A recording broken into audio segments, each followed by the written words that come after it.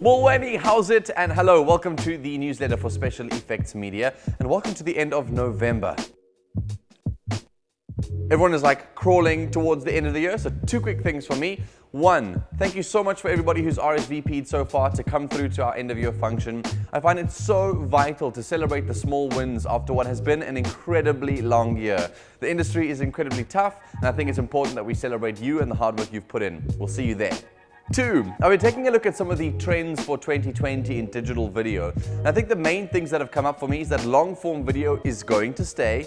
Number two, personalization of content, really speaking directly to consumers. Obviously, you guys have all of your fans who follow you on your pages. Make sure that we start including them in your content. Mention them, show their comments. People really are going to enjoy that more and more in 2020. One other trend to keep your eyes on is data-led decision making when it comes to digital video content. Because there's so much content being produced on all platforms, Instagram, Facebook, Twitter, YouTube, you name it, it's going to be really, really important to make sure that you stand out from the crowd. And the best way to do that is to use data to determine what creative decisions you should be making. So spend time with Brad or Unique.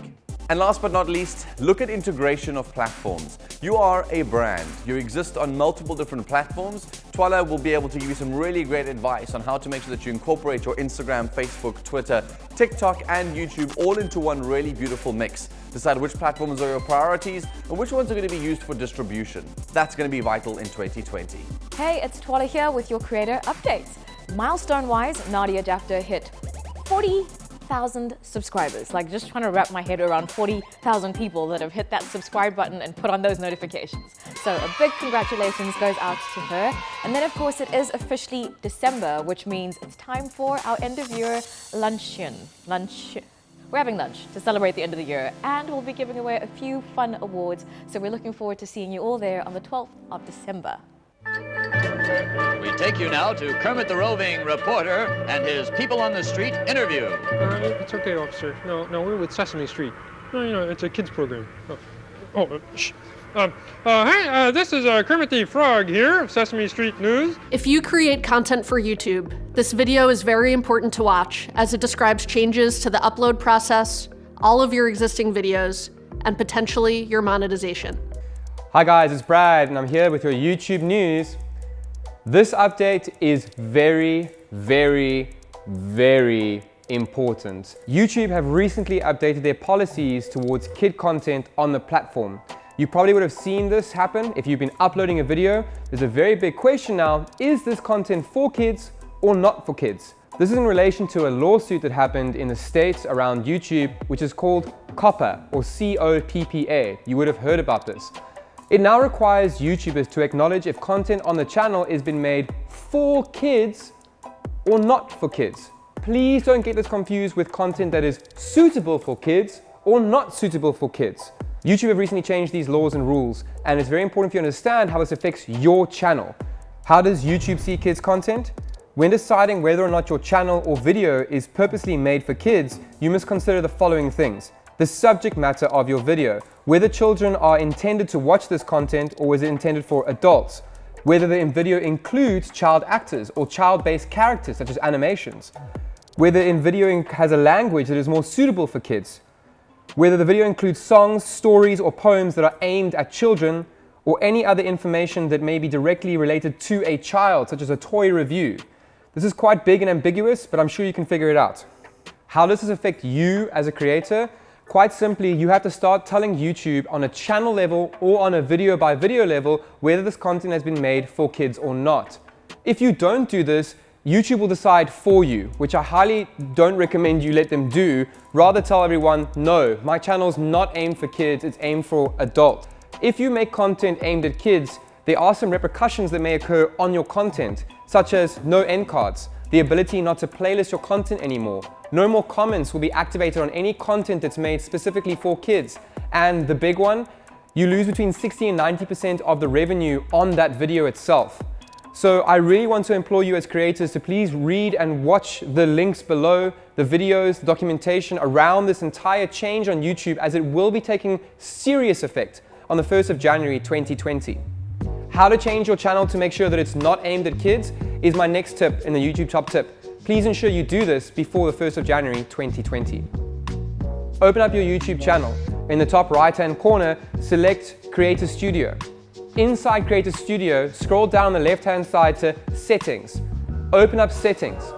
On the left-hand side of the Settings page will be something called Channel. Underneath Advanced Settings, you'll see 2 or 3 options. I want to do this per video. All of my content is for kids, or no, none of my content is for kids. Please ensure you select no, none of my content is for kids. That way, all your content will still have comments enabled, end cards, and you'll be able to generate good revenue from this. We will update you on what happens with this process as things develop with YouTube. Thank you. Hi guys, it's Mikel here with your monthly production update. This month we're talking about sound effects, things that go. Music and sound design are the most underrated elements in video creation. Think about all those YouTube videos that you've seen that have horrible visuals, that the camera's shaky, it's running around, it doesn't make sense, you can't really see what's going on, it's blurry, but you're still watching. Why is it so good? Why does that video go viral? Well, 1, yes, content is great, but 2, sound. If you watch a video with bad visuals but with good sound, it's watchable. If you watch a video with great visuals and bad sound, well, you're going to be clicking away. And obviously the most magical marriage of the two is great sound and great visuals, which I'm hoping to help you with. Music and sound help set the mood and keep the viewer's attention. Look at how different the following scene is with different kinds of music and sound effects.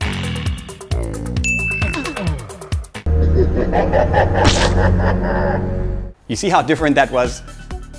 Creepy, right? This entire time I've been speaking, you've been hearing a soundtrack running below my voice. If I take it away, I can already feel your attention slipping away. Come back to me, here's some music, guys. Don't worry, it's all entertaining, it's fun, it's YouTube. Keep that music, keep those sound effects. In the description below, you will find some links to some free music websites, some free sound effects websites, and if you're feeling really fancy pants, there are some paid for websites in there as well that won't break the bank and have great music libraries for you to choose from.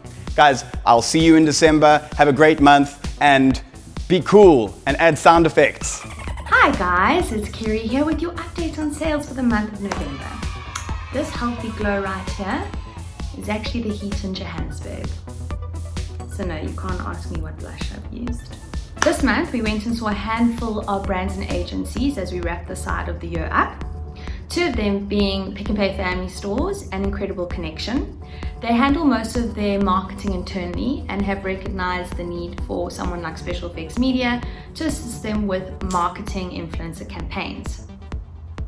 We've also gone and seen brands like High Tech, Forever New, Faithful to Nature and Sausage Saloon, which plan to look at influencers in their 2020 plan, which we will add to our pipeline and make sure you guys are included. That's it from us for the November newsletter. Thanks so much for tuning in. If there's anything you want me to elaborate on or speak about in these newsletters, please do pop me an email, danilo@speceffectmedia.co.za, or you can just go and comment down below and I'll make sure to incorporate that in the next newsletters that are up and coming.